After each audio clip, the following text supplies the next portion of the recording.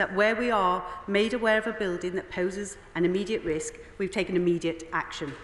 Parents and children have been looking forward to starting the new term, and I understand the timing of this change in guidance to schools and colleges will have caused concern and disruption. However, faced with recent cases, including one that emerged right at the end of the school holidays, I believe 100% that this is the right thing to do, and that is why we have taken such rapid steps to support our schools and colleges. There are over 22,000 schools and colleges in England, and the vast majority of them are unaffected by raac. Local authorities and multi-academy trusts are responsible for these buildings, but we have been supporting schools and colleges to ensure risks resulting from raac are mitigated. To date, 52 schools and colleges have these mitigations in place. The majority have been able to continue to provide face-to-face learning without any disruption, and we remain in contact with them.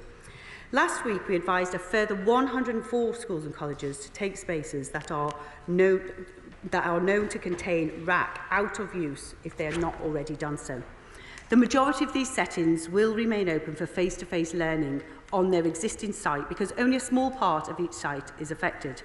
A minority of pupils will be fully or partially relocated to alternative accommodation to continue face-to-face learning while mitigations are put in place. Madam Deputy Speaker, I want to reassure parents and children that we are taking a deliberately cautious approach to prioritising children's safety.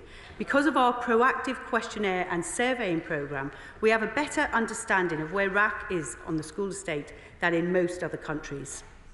All schools and colleges that have advised us they suspect they might have raac will be surveyed within a matter of weeks, in many cases in a few days. Most suspected cases will not have raac. So far, when we've surveyed schools, around 2/3 of suspected cases do not have raac. We will follow the same approach with any new cases through the professional surveying programme.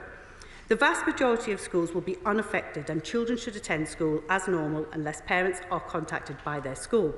As my right honourable friend, the Minister for Schools, explained on Friday, we will publish a list of schools once mitigations are in place. It is right that parents are informed by schools if they are impacted and that schools have time to work with their DFE caseworker on those mitigations. Madam Deputy Speaker, I am confirming today that we will publish the list of the 156 schools with confirmed cases of raac this week, with details of initial mitigations in place. After this, we will provide updated information as new cases of raac are confirmed and existing cases resolved. This will include updates on the impact on pupils, such as how many are learning face-to-face, how many are receiving short periods of remote education. Once again, we are doing everything in our power to minimise disruption and avoid remote learning.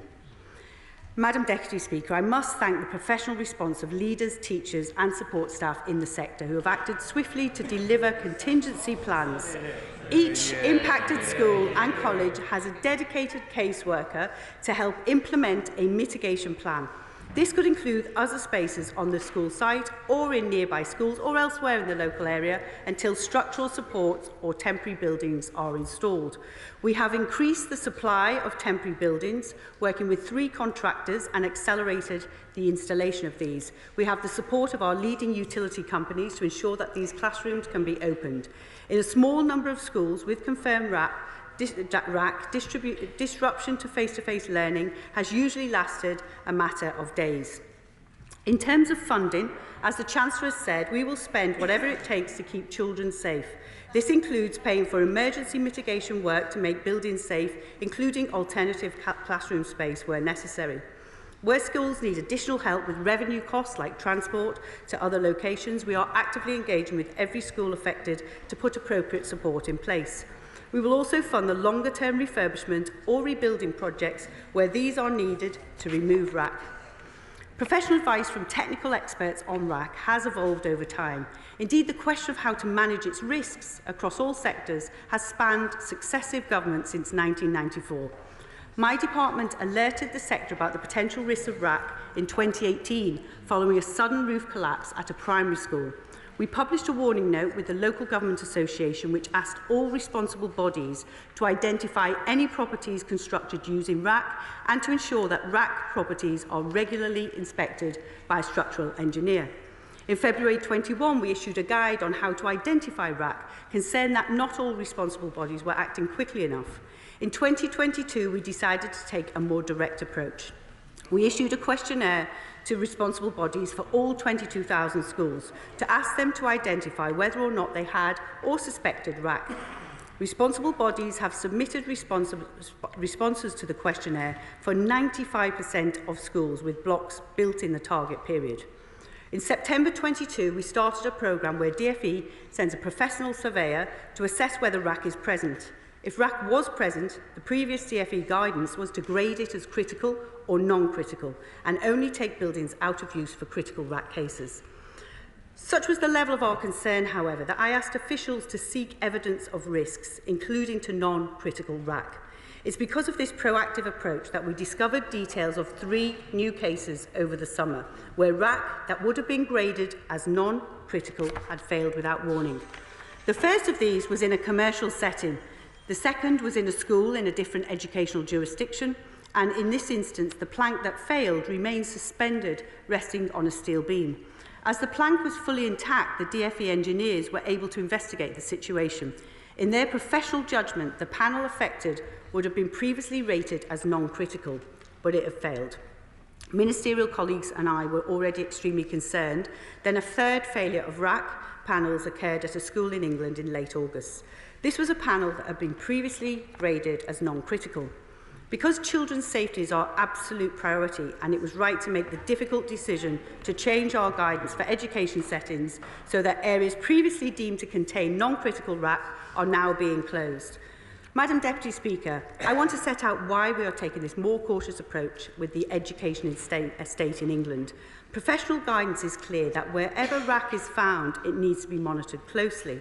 The school estate is very disparate, with 22,000 settings with over 64,000 individual blocks. Monitoring raac closely is therefore very difficult to do in this estate, and many responsible bodies do not have dedicated estates professionals or on school colleges at all times. That is why we are taking an approach that is the right one for our schools and colleges. My officials have worked closely with experts in this field. Chris Goodyear, Professor of Construction Engineering and Materials at Loughborough University, has said that the DfE has been employing some of the best engineers on this and have consulted us and the Institution of Structural Engineers. The government's priority is for every child across the UK to go to school safely. My officials have been engaging urgently with the devolved administrations to discuss our findings and offer to support to understand raac in school estates in Scotland, Wales and Northern Ireland. Last week I wrote to offer my support, including further official or ministerial level engagement, and to facilitate discussions between our technical experts.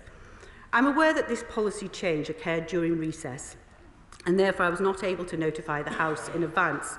For that I apologise, Madam Deputy Speaker, and I hope you understand why I felt I had to take the decision when I did. We are taking an extremely cautious approach to this issue, but I believe that this is the right thing to do when it comes to the safety of children. I commend this statement to the House. Shadow Secretary of State, Bridget Phillips. Thank you, Madam Deputy Speaker, and I thank the Secretary of State for advance sight of her statement. I will turn in a moment to the sorry state of how we got here, but I would ask the House, first of all, to reflect on 2 things. Firstly, that the safety of our children and staff in schools today should be our highest priority.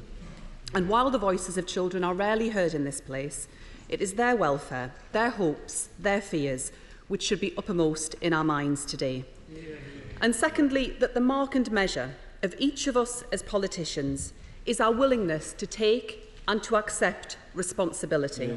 Collective responsibility, not just for our own actions, but those of the governments in which we serve. And this week, as the school year begins, there is an awful lot of responsibility for ministers to take. What an utter shambles. The defining image of 13 years of Conservative government, children cowering under steel props to stop the ceiling falling in on their heads. 13 years into a Conservative government, and the public realm is literally crumbling around the next generation. The Education Secretary said this morning that, in her view, it is not the job of her department to ensure the safety of our children's schools, that she was doing a good job. Schools are literally at risk of collapse. She is the Education Secretary. Whose responsibility does she think it is then? Yeah. This is the tragic endgame of the sticking plaster politics of the last 13 years, and children have been failed by this Conservative government. And it is raac which is our focus today. But the issue is wider and deeper, across our schools and across our country. Deeper because school buildings are only part of the wider failure in our education system, over which ministers have been presiding for 13 long years. Wider because thousands upon thousands of schools and other public buildings were built in the last century, not intended to last for more than a couple of decades. System build, quick, cheap, too often also made with asbestos, and not expected to still be there in 30 years. Madam Deputy Speaker, that is why the last Labour government took responsibility and began rebuilding them the length and breadth of our country. That is why we launched the Building Schools for the Future programme, to give our children the start they deserve. That's because then, as now, as always, Labour puts children first. The Schools Minister today was the same Schools Minister who scrapped Labour's plans as one of his very first acts back in 2010. In 2010, the Conservatives scaled back plans to just 150 school rebuilding projects each year, slowing the pace of renewal. In 2021, when the then Chancellor, now Prime Minister, delivered a spending review, he cut the pace again to just 50 a year. And today, the previous Permanent Secretary at the Department for Education told of the department's bid to double the schools rebuilding programme in 2021, knocked back by the then Chancellor, who instead of doubling it, almost halved it. Now, I spoke earlier of responsibility, and the Secretary of State was clear just a few hours ago that she refuses to accept any responsibility. So who on the government benches today? Who will take responsibility for decision after decision to slash spending on school safety? And while I thank the Secretary of State for having addressed some of the questions which families across this country will have, I'm afraid there are many, many more. Now, time is short, Madam Deputy Speaker, so I'll ask many of them in writing. But I hope she'll be able to answer these questions, to answer all of these questions, and to answer them in full. Why is she still refusing to publish the list of schools affected promptly in full today? Why did the Condition Data Collection Survey between 2017 and 2019 not look in more detail at these issues? What strategy does the Department have right now for the wider condition of system-built schools and other educational premises long past their design lifespan? How many other educational settings are currently believed or suspected by the Department to contain raac, but that it is yet to be confirmed? Do emergency services have the information they need should something go wrong? What is the estimated timeline for completing the necessary repairs in affected schools? How long will students face disruption during this process? Which capital budgets are being raided and which priorities downgraded today to fund the works that are happening now? And what assessment has been made of the risks of a raac failure in the context where asbestos is also present? And while there are many more questions I could ask, the most important: who in this government, in the months ahead, will take some responsibility for sorting out the chaos our children face? Well, thank the Honourable Lady, and of course that is me. What matters is what you do. When I was given new information and had to consider the impacts that this would have on our schools and children, I took action, even though it was politically difficult. Yesterday, when the Honourable Lady was asked about Wales and raac, she waved away concerns and said there was no problem.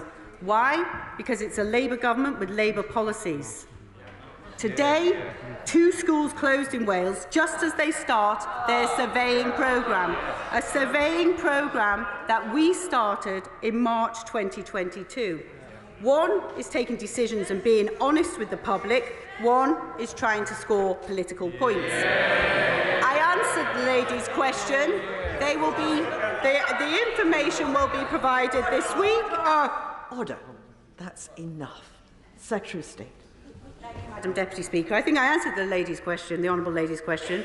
The information will be published this week, and everything will be fully funded, both the mitigation, any revenue that is required on a case-by-case basis, and also the rebuilding of the schools. In terms of doing a good job, I make no apologies for praising the work of the Department of Education. Not my work, no, but the work of colleagues, of schools, of professionals, who have helped to ensure that we're not sending children back to schools without the guarantee that they'll be safe.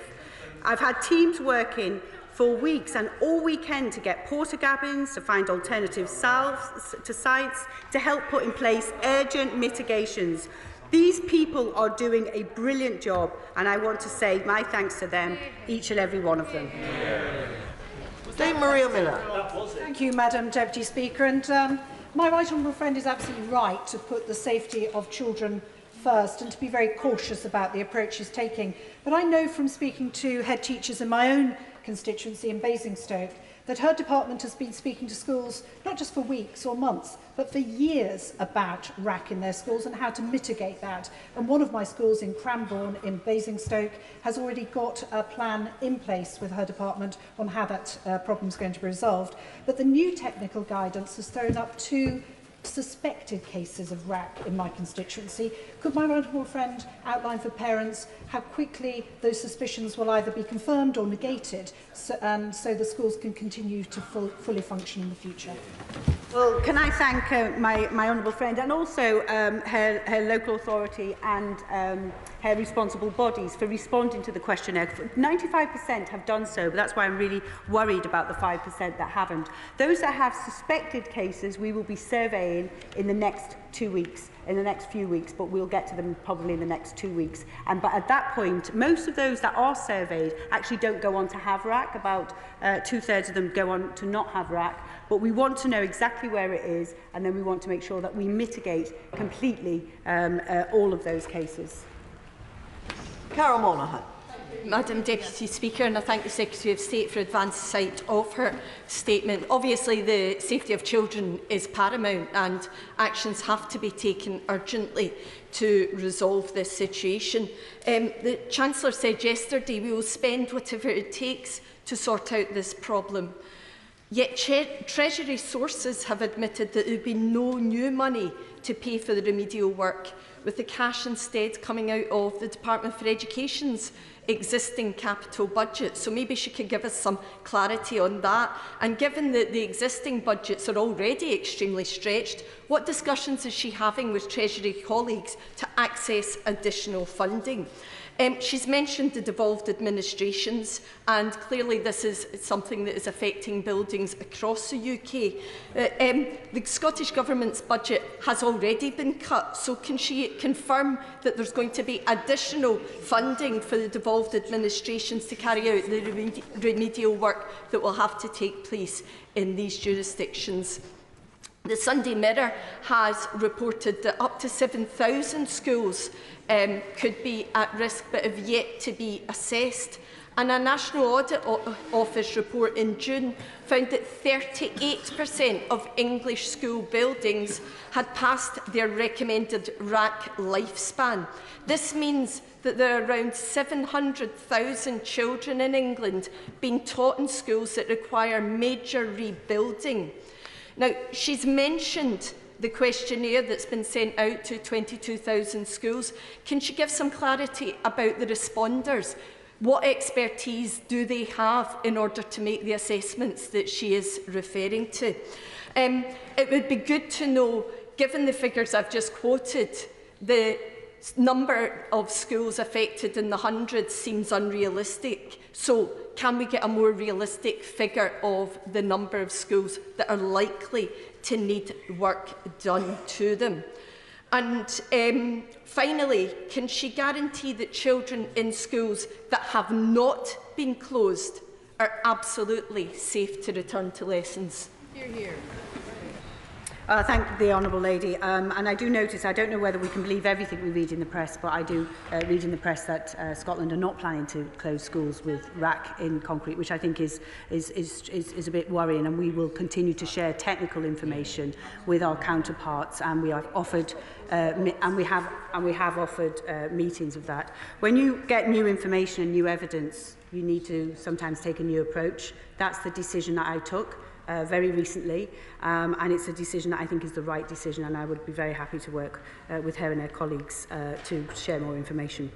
Every year we get capital budgets, and we are investing significantly in our schools. Overall, the capital budget in the 2021 spending review is £19 billion, of which £7 billion is allocated to 23-24. But clearly, when we come to the next phase, which is looking at the rebuilding of our schools, we have some allocations to rebuild some of our schools, but we will also be looking at in detail of what more will be required then. Priti Patel. Speaker, the Secretary of State will know that St Andrew's Primary School in Hatfield-Peveril is now closed, and other schools in my constituency, including 2 large secondary schools, are experiencing partial closures. They've got mitigations in place and there's a lot of work underway. I hope she will join me in thanking Essex County Council in particular for the extraordinary leadership that they have shown on this and the way that they're working with schools. And I'd like to put on my record my thanks to the noble Baroness Barrow, who has been supporting us Essex MPs and families on this. But I have specific questions to ask, because promises have so far been made on capital costs, but will there be support for revenue impacts, particularly travel impacts, switching to remote, and in particular children that have special educational needs? Our county has a very high level of SEND pupils, and we need to understand that. Madam Deputy Speaker, if I may as well, caseworkers have been mentioned. We need to know whether or not these caseworkers are actually going to engage with MPs, because my experience to date is that they're not prepared to speak to MPs about what is going on in schools. And can I finally ask, what's the role of Ofsted in this? I mean, will they account for disruption caused by these issues if they're going to be looking at schools? And also the impact this is going to have on school exams, particularly those children that are being examined this year. I thank my honourable friend and my right honourable friend, and I would very much join her in praising Essex County Council. There's a lot of cases in Essex. There is a concentration. They have done an amazing job. They have really answered all the questionnaires in great detail and are very much gripping the issue, and we're working very closely together. In terms of revenue, we have said that we will, on a case-by-case basis, if the school will come to the department and tell us what revenue there is, then we will make sure that they have the support that they need. Caseworkers currently are focused on working with the schools. It's very early in this process. We're mitigating a lot of the work, and not everybody is as far ahead as some of the schools that she referred to. What we have done is opened a hotline, a helpline for members of Parliament. We had that, we extended the hours so it was open the weekend, because I know some people got their dear colleague and didn't notice it until the helpline had closed, so we had it open the weekend. It will be open all through the week as well. They will be getting the same information from the caseworker system, and that's how it will work. Sorry. Ben Bradshaw.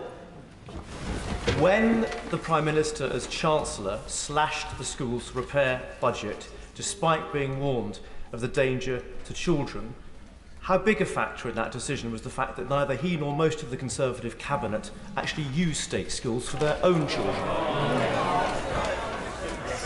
Well, it's simply not correct that the size of the school rebuilding programme has been cut in recent years. It's currently at the same scale as it was announced in 2020. This is roughly in line with the scale of rebuilding projects being delivered per year since the start of the previous programme. So it's the scale of the rebuilding projects, if you want to listen, being delivered per year since the start of the previous programme. It's the same. So the priority school building programme, it will continue, and we will continue to fund the schools.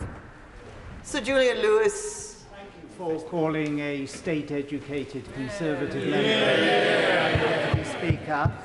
May I, through the Secretary of State, thank Baroness Barron, who reached out immediately to me, together with a highly competent senior official, when this problem arose in one of my schools this March, Not only did they do that, but they also seized the opportunity to encourage a resending of the questionnaire to the network of schools through the contact that I had had with one of my own head teachers. I have rarely, in 26 years in this House, seen a department so proactive on an issue as they were on this one, and I thank them for it. Well, I thank my honourable friend from one state-educated person to another. It is true we have taken action quickly, but Baroness Barron in particular has been working on this since way before I was in the department and has done an amazing job. So thank you for recognising that. She has really pushed us to make sure that we get additional information, we get the evidence, and we have all of those surveys back. So we know, unlike most other places, where raac is in our schools. So when I was tasked with the new evidence, I could identify exactly which schools were impacted immediately because of all the work that she had done. Dame Diana Johnson. Thank you, Madam Deputy Speaker.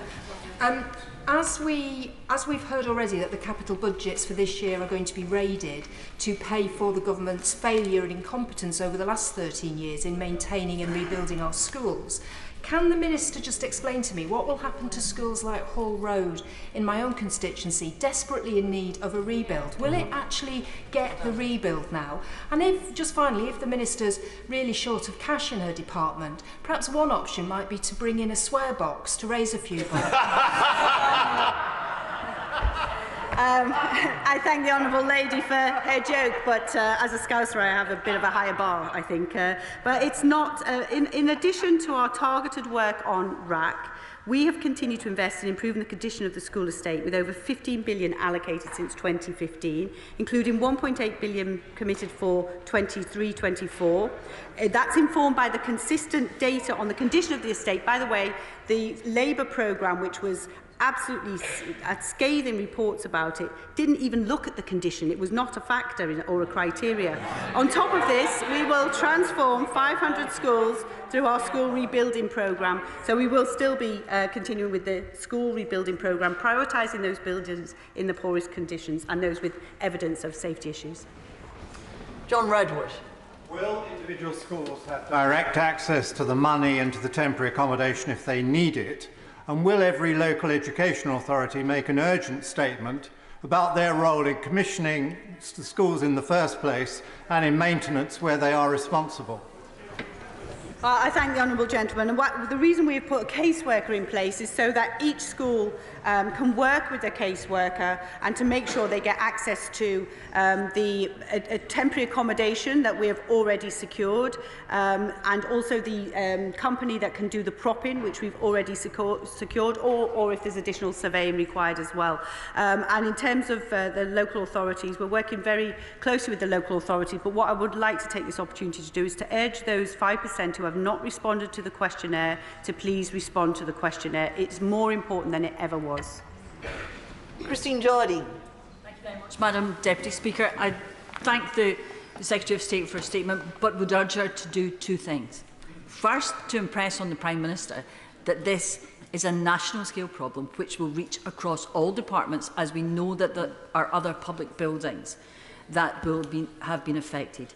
She mentioned putting children's safety first, and I'm sure we all agree with her. And in her discussions with the devolved authorities, could she impress upon the Scottish Government the need for urgency? Because, as she mentioned, they are still saying as of today that the buildings are safe. Now, there are 2 primary schools that have been named in my constituency, and I am concerned that perhaps they are not acting with the same urgency that is necessary. I thank the honourable lady for a question. There are 2 ways of going about this. The first is to go through the responsible bodies, and that, to be fair, is what we were doing until 2019, but then we didn't think that we were being quick enough. We didn't have a good enough picture of where raac was and what state it was in. That's why we started the direct questionnaire and surveying programme, which has enabled us to have all this data so that we could take quick action when we got new evidence over the summer. We'll be sharing that very closely. It is new evidence, and we'll be sharing that with, continue to share that with the devolved administrations. But I believe that sometimes it's right to take direct approach. It's not a typical thing that the government department in Whitehall does, but sometimes it is the correct thing to do, and that's what we've done, and I think that will put us in good stead for being decisive about keeping people safe. Vicky Ford. Deputy Speaker, the 3 schools known to have raac in my constituency have all opened safely to all students this week. And can I particularly thank the head teacher and team at Springfield Primary School. They had to close their year 5 and 6 classrooms last term. The students were immediately, within a week, found accommodation in other schools. All the building work has been completed over the summer, and the prefabs that had been ordered just in case are now being released to other schools. It is right that children's safety comes first. But it is also right that we're mindful of the language that we use towards children and don't make them more frightened than they need to be. And I would encourage colleagues not to over-exaggerate or generalise these risks, but to work with each affected school calmly to get this resolved for children. I thank my honourable friend, and she's absolutely right.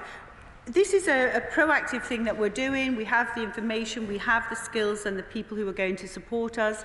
What's most important is that we minimise the disruption to children. In most cases, as the honourable lady points out in her own constituency, there is minimal impact, but we have to make sure that we work together to make sure children are back in school as soon as possible.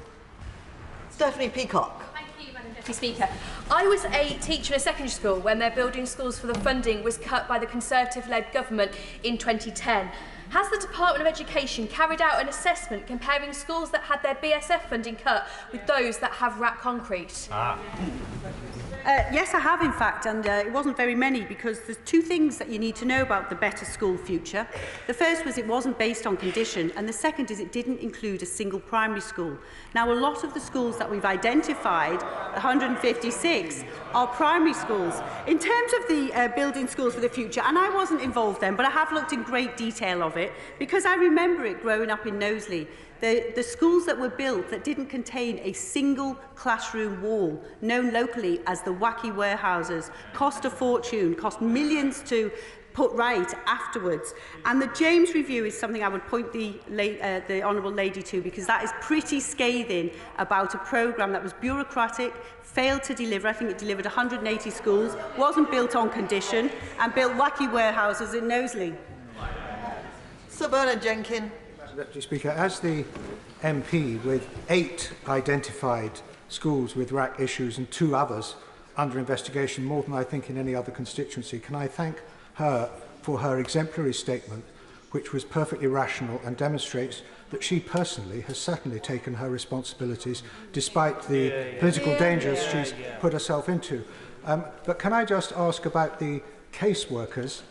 Does that mean there's 1 caseworker for each school, or how many schools is each caseworker having to deal with? And it would be helpful if we could contact the caseworkers, as my right honourable friend for Whittam said. And finally, can I just ask, the schools that have already closed, the buildings that are closed, Mistley Norman in my constituency, for example, was closed in July, and she will know that I had a meeting with Baroness Barron about this in July, so we've been working on this long before this blew up last week. Will the capital funding be made available to rebuild Mistley Norman School? Well, I thank my honourable friend, and he's right, he has a lot of impacted schools in his area.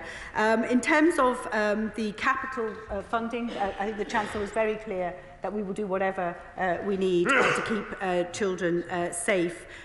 We will be looking, there's 3 stages. The first is the funding to make sure we put all the mitigations in place. The second is to look at revenue funding if that's required on an ongoing basis. And then the third is the rebuilding programmes. In terms of the caseworkers, there's just over 50 caseworkers. So they're dealing with 2 schools each, more or less. In terms of access to the caseworkers, as I said, right now they're focusing on the schools, and the helpline is supposed to have access to the same information. But I see that perhaps we will look for some specific approach for Essex MPs so that we can go through in detail with some of the caseworkers. I think that could be helpful.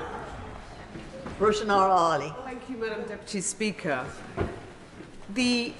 After Grenfell, many of us raised concerns about the risks to other buildings for other materials. That fell on deaf ears. The Prime Minister this morning said that some 900 schools could be affected.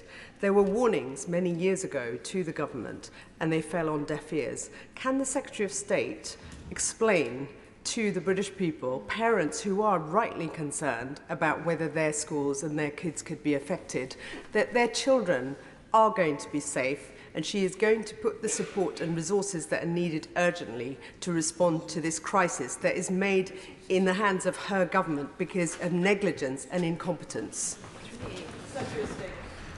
Well, the Honourable Lady possibly needs to know that the Labour Party were also warned in 1999, 2002 and 2007. And what did they do? Nothing, not a single survey. Yesterday, the Honourable Lady, my shadow Secretary of State, dismissed concerns about raac in Wales because it was following her government's policies. As soon as we had the collapse of the school in 2018, we issued a warning to all responsible bodies, and that they were the ones responsible. We also issued guidance of how to identify raac, and in answer to the Honourable Lady's questions, to use a structured engineer to do that. And then we also thought we needed to go further, which is why we are probably the only country in the world that has a good understanding of where raac is in all of their schools. Stephen Metcalfe. Thank you, Madam Deputy Speaker.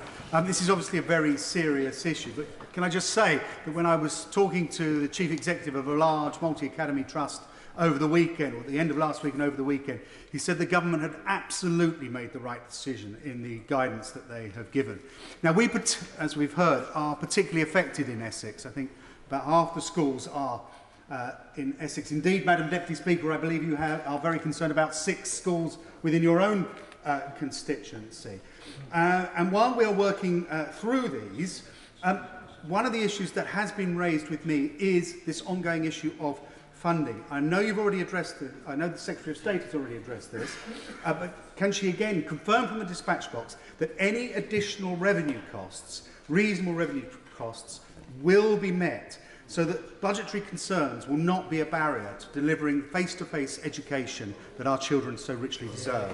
Secretary of State. Well, I thank my honourable friend, and I'm glad you used the word reasonable as well, because the reason we've asked for the revenue to come on an individual basis is they will all differ, and obviously we need to make sure that it's reasonable and it's put in place. But we will certainly support any school with additional funding as is required. And I think due to the fact, as the honourable gentleman mentioned, almost half the cases are in Essex.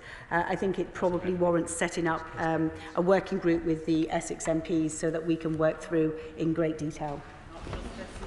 Excellent. Jess Phillips. Thank you, Madam Deputy Speaker. I believe Birmingham is quite badly affected if the Secretary of State would like to come and hang out with us. I have a number of schools in my constituency that have it confirmed, and also some that are suspected. One particular concern of the head teachers is that they are this week expecting Ofsted to come in, having over the weekend had to completely redo all of their timetables, change all of their teaching arrangements over the weekend. So I wonder if the Secretary of State could give some assurances that that won't be allowed to happen, where that is the case in any of these schools. Also, with regards to timing of this particular issue, the Secretary of State said earlier that she had teams of working weeks on procuring porta cabins, which suggests that she knew before the 31st of August that more schools would need to close all or part of their building. So can she explain why she had people procuring porta cabins for weeks? Yeah. Yes, I can very happily, because she might work out that I do know the details of this in great detail. The porta cabins that we were procuring for weeks are for the 56 buildings that we had already identified with raac that were critical. So those we immediately took out of use. So we have that need for those 52, actually. 52. The 104, which were non-critical, are now deemed critical because of this new evidence, so we will continue to do that. What we've done is contacted more suppliers already, and we have got that in place because we don't want to have a delay there. I'm always happy to visit the Honourable Lady in Birmingham, and in terms of the particular case for Ofsted, if she wants to give me the details, we will see if it's appropriate and if we could delay it. If they do usually delay if there's some specific issues within a school, so we can raise that with them.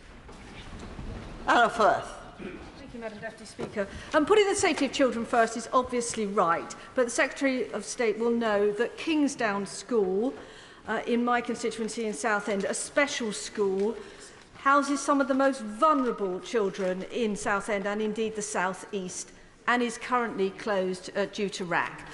The headmistress, Louise Robinson, and the new cabinet portfolio holder, Helen Boyd, at Southend City Council have been brilliant working round the clock. And I thank the schools minister too for his support last week. But they do need three things. They need the results of a risk assessment, they need some demountable classrooms, and they need some structural remediation measures. So will the Secretary of State please write and tell us exactly when those will materialise? Secretary of State. Yes, I'm very happy to, and I know that Kingsdown was one of the first identified, and obviously has additional special needs as well. So I know that there's the caseworker is looking into that, and also in terms of. Just so it's clear why we made the decision not to publish all the names initially, Kingsdown actually, it was published, I think, by the council, and it was inundated by media, which made it incredibly difficult for them. And they asked for our help in making sure that they didn't have too much media distraction. So we really needed to be conscious of that as well. Meg Hillier. Thank you very much, Madam Deputy Speaker. The Department for Education itself assessed in 2020 that it needed around £7 billion a year for capital funding for schools. The department bid, after some negotiation, for £4 billion in the spending review 2020, but was only allocated £3.1 billion. This is after over a decade of underinvestment in capital and maintenance in school buildings. So can't the Secretary of State acknowledge that some of these things are chickens coming home to roost? Secretary of Well, State. as I said in answer to a question before to the another honourable lady, we're investing significantly in our schools, and the overall capital budget in 2021 spending review is £19 billion, of which £7 billion is allocated to the year 23-24. Mark François. Thank you, Mark. I commend the work of Baroness Barron and of County Councillor Tony Ball and all his team at Essex County Council, who've worked their socks off, ultimately to keep children safe. But I regret to tell the Secretary of State that having now managed to actually speak to all of the heads of affected schools in my constituency, there are a number of differences between what I've been told by her department and, if you like, the ground truth that I've been told by the head teachers themselves. For instance, Hockley Primary, back in July I was promised 8 relocatable classrooms ready to go by today. They now won't be available till mid-November. So when this list is published later this week, can the Secretary of State please ensure that the information in it is absolutely accurate, absolutely up to date, because that is the best way to reassure parents, staff and pupils, not least those parents who will be very upset if they hear with virtually no notice they have to take weeks off work because their children cannot go to school. Well, my honourable friend raises one of the challenges that we face. So in the case of Hockley, soft ground has meant that we have to put footings in place before we can put the temporary accommodation, and each site is different to some degree. So, and this was one of the reasons we were trying to make sure that we took some time to get some mitigations in place and we could put those by school, because it is difficult, because each one of those schools could have some specific circumstances. So I'm afraid the list and the information will evolve over time as we get more and more details, and the caseworkers will keep us up to date with that. Andrew Gwynn. Thank you. I think today the Secretary of State has proven the value of having media studies on the curriculum. But on the serious point, I've been notified by both my local education authorities, Tameside and Stockport, that no schools under their control are affected. But what they can't tell me is whether any of the voluntary aided academies or free schools within their areas are affected. So I would like to know how soon we will get those assurances. And also, in respect of Russell Scott Primary School in the Denton part of my constituency, which we have battled and fought to get successfully added to the government school rebuilding programme. It's got its own issues not associated with raac. Can she assure me and the head teacher that that school won't be bumped down the programme to patch up this mess?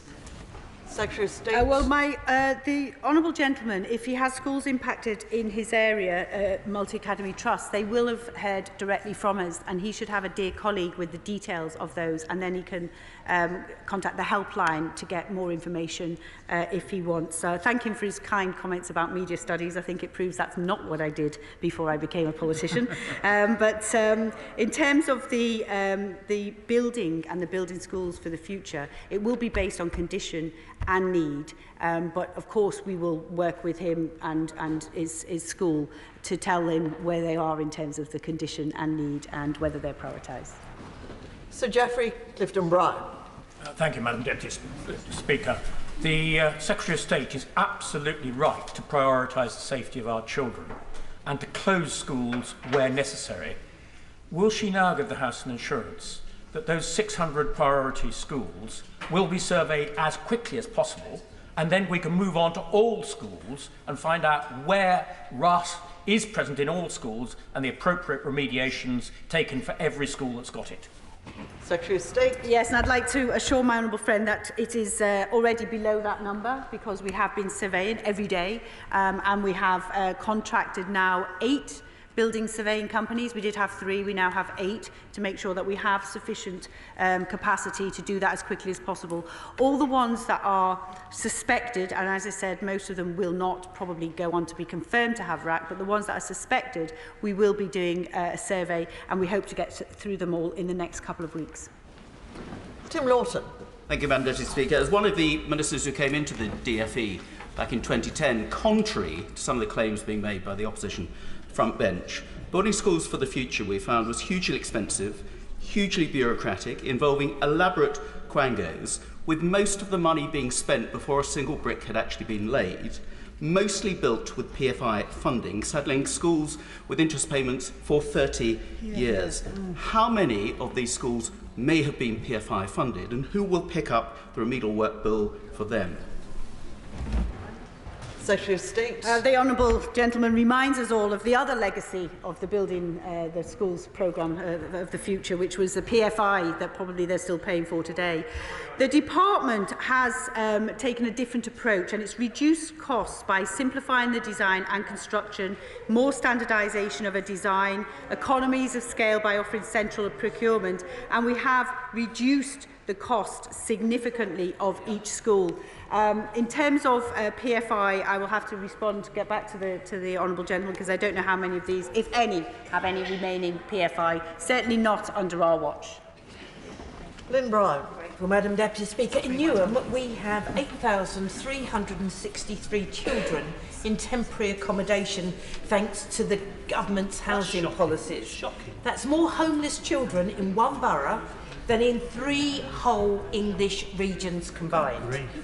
At the moment, we have 1 primary school confirmed with raac and several others, including a very large secondary school, still in limbo.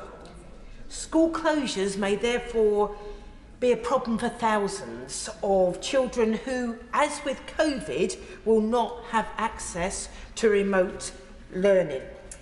Can I at least be assured today that this time this government will prioritise children without access, provide particular and individual resources to support their education so that they don't endure yet another blight on their life chances due to the continuing incompetence of this government? Well, I'd like to assure the Honourable Lady that this is nothing like COVID. This is actually going to be much quicker, and we will reduce the impact on face-to-face learning as much as possible.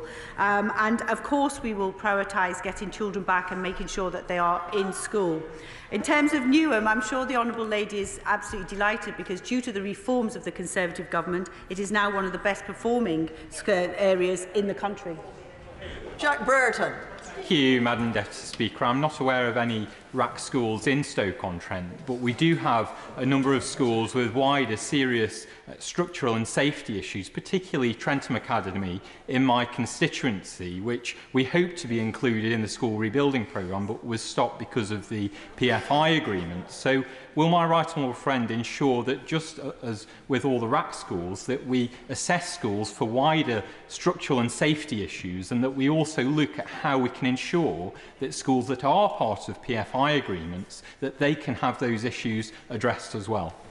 I know my honourable friend has raised this school before, and I know that has had a couple of meetings on this particular school. And of course, the school rebuilding programme is focused on condition, and we will specifically work with him to understand what options there are in terms of that school and what PFI is doing to stop its eligibility for rebuilding.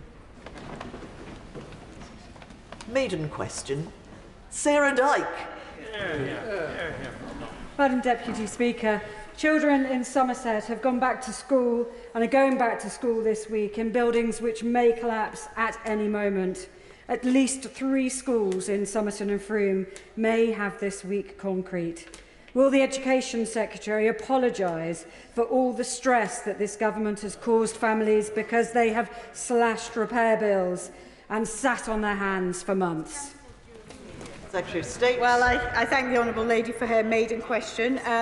It is a little ill-informed, but what I will make sure happens is that the schools in Somerton and Frome, if they're identified, then you will have a dear colleague, and I'll just check that's happened because I know the Honourable Lady is new to the House. You will also, if they're suspected, as long as your local authorities or multi-academy trusts have responded, if they're suspected, then we'll be coming to do the surveys as soon as possible, and then we will have mitigation actions in place to make sure that there's minimum disruption to children in Somerton and Frome. Maggie Throop. To reassure Eros residents, will my right honourable friend reconfirm her commitment to the school rebuilding programme, specifically the 2 recently approved projects at Kirkhallam Community Academy and St John Norton Catholic Voluntary Academy in my constituency? And can she reassure me that the timetable for these rebuilds will be unaffected by the need to carry out repairs to school buildings found to contain raac? I thank my honourable friend for her question. I think probably I'd better get the names of the schools and check the detail, but I believe that they will still be going ahead if they've already been approved. But if my honourable friend could give me the details, I'll make sure that I get an answer to her quickly. Clive Betts. Thank you, Madam Deputy Speaker. The Chair of the Public Accounts Committee rightly drew attention to the National Audit Office report, which highlighted the serious underfunding of the capital programme in the Department for Education, which is the real cause of these problems. That report also said the DfE currently lacks comprehensive information on the extent and severity of potential safety issues across the school estate. That's a damning indictment. The Secretary of State cannot stand up in this House today and say that our children are safe because she does not know whether any more systemic failures of schools presenting safety problems is going to occur. Well, I thank the honourable gentleman. And we've done 3 building and conditions survey, plus we've had the raac surveying and questionnaire programme. So we know a lot more than anybody has ever known, including everybody on the benches opposite. Alberto Costa. Madam Deputy Speaker, it seems that the risk of raac being present in 2 of my South Leicestershire schools is very low, but it's not been as yet ruled out. Would my right honourable friend please confirm that she and her team working in the Department for Education will work as fast as is reasonably possible to ensure that the schools affected are given the information that they need to inform parents? Secretary of State. I thank the honourable gentleman. I'm not sure of the status of the two schools. If their questionnaires have been provided and they're on the suspected raac list, then there will be surveyors going in the next couple of weeks. And at that point, if it is identified with raac, then we will immediately take the action similar to what we've done today or last week with the 104, and parents will be informed immediately if that action has to be taken. But as I said earlier, 2/3 of schools that are suspected do not turn out to have raac. Afsana Begum. Thank you, Madam Deputy Speaker. Seven Mills Primary School in my constituency was found to have raac following an inspection earlier in the year. They're a small school and they have had to close their main hall, which is their biggest space.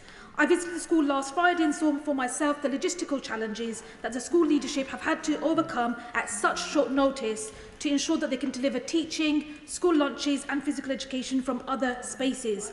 Now, whilst the school is not among the most severely impacted by raac, I am concerned that schools in this category that at present are able to remain open will be left behind in capital works and in receiving the associated DfE funding and support for these works.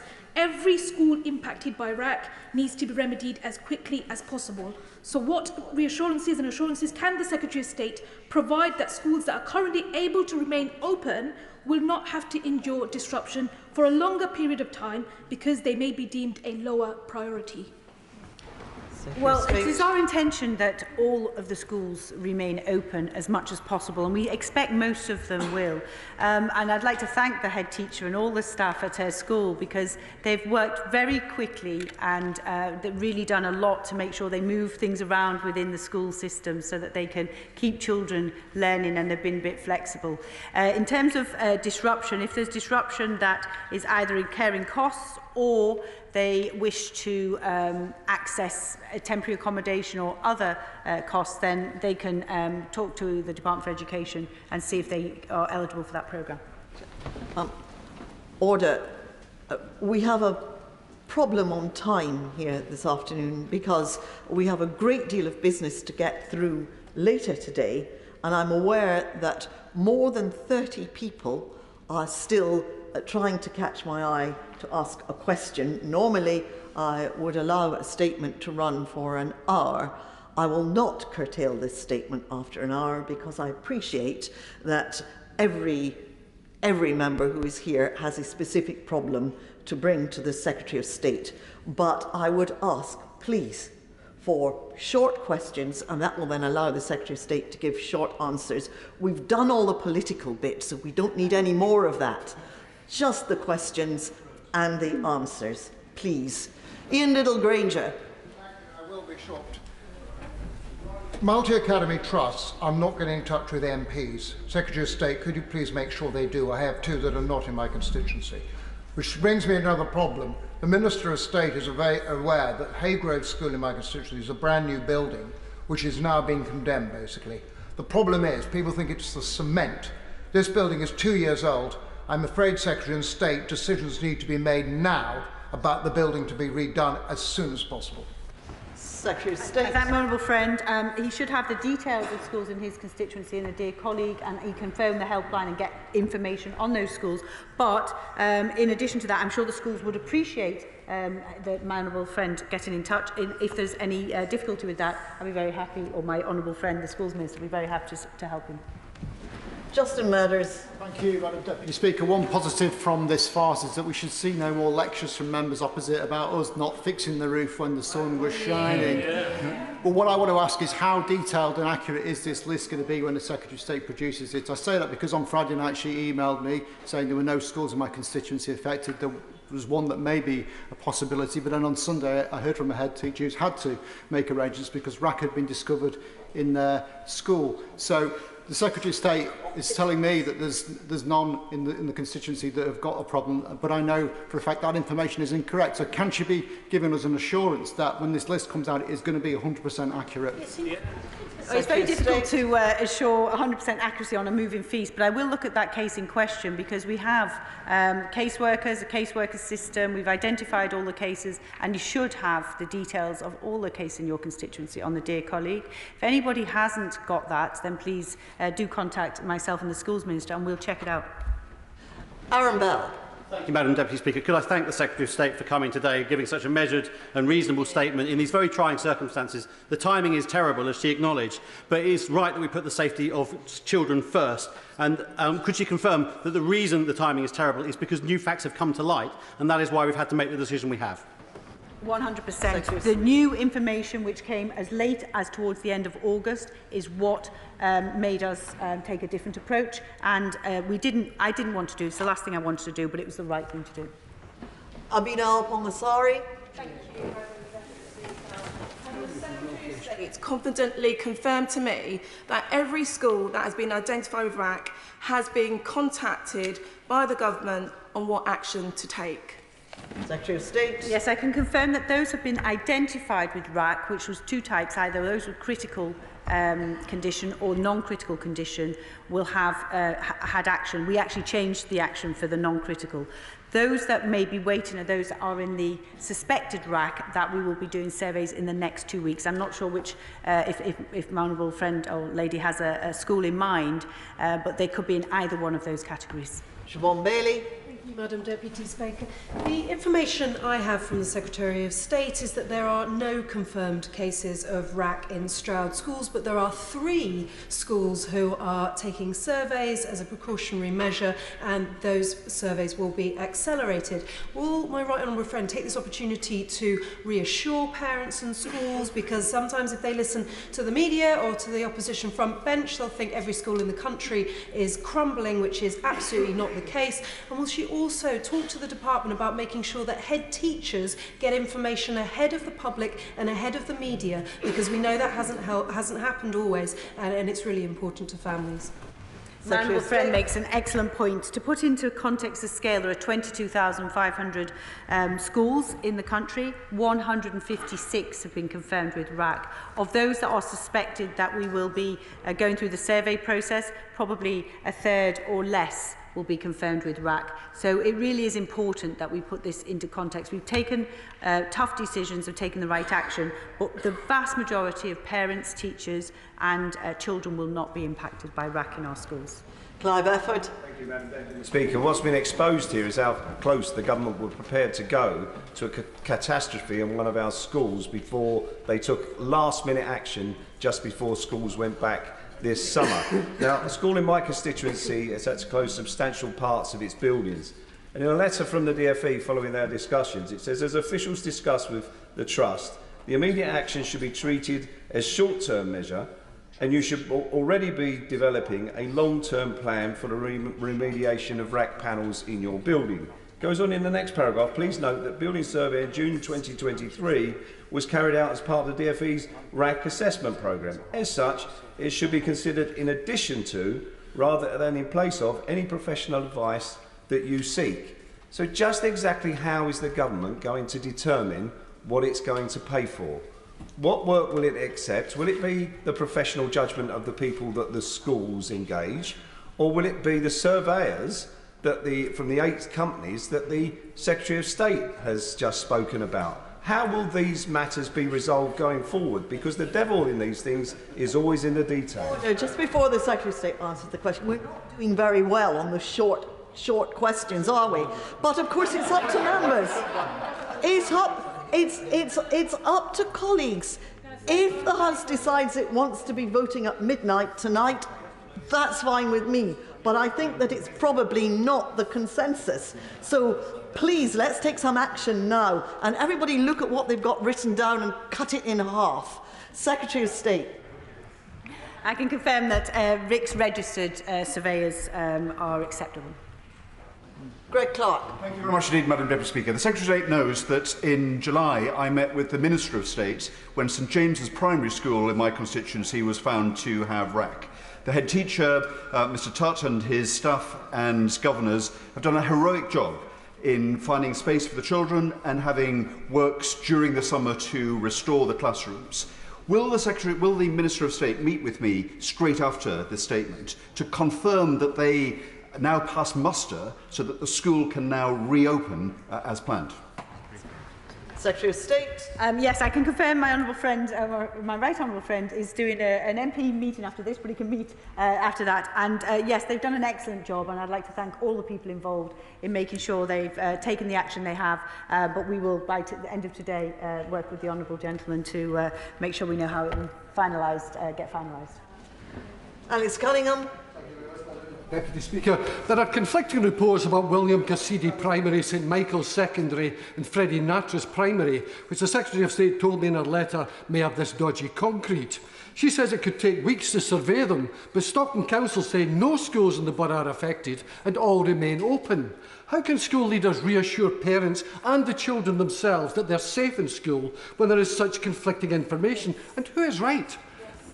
Well, there shouldn't be conflicting information, and the Dear Colleague letter will be right, because that school will have an assigned caseworker. But I think this is a school that you think is going to be surveyed, so it's not one that's been identified so far. Yeah, okay. I will check out on behalf of the honourable gentleman, but if they're going to be surveyed, it could be that the council may not know about it. Greg Smith. Thank you, Madam Deputy Speaker. In the face of changing evidence, the cautious approach is clearly the right one, but has been acknowledged that leads many pupils, some at Wadston School in my constituency, back into online learning rather than the face-to-face classroom learning they deserve, which equally has a knock-on impact to a small number of children when it comes to safeguarding. I've been in close contact with the head teacher, Matthew Abbott, and his team at Wadston School over the weekend and today, and so far, as of their call at 2 p.m, have not been offered direct assistance in getting temporary classrooms, but rather given the impression that they're to be left to their own devices to procure their own under usual public sector procurement rules, which are very onerous when it comes to renting things like a village hall or the Methodist church. So can my right honourable friend intervene to make sure Wadston does get that support on the temporary classrooms, and if they are left to their own devices, that the public sector procurement rules are made more lax when it comes to getting those facilities? The reason we've deliberately spoken and worked with 3 porta-cabin or equivalent porta-cabin providers is to avoid just that problem. So if you give us the details, we'll follow up with that.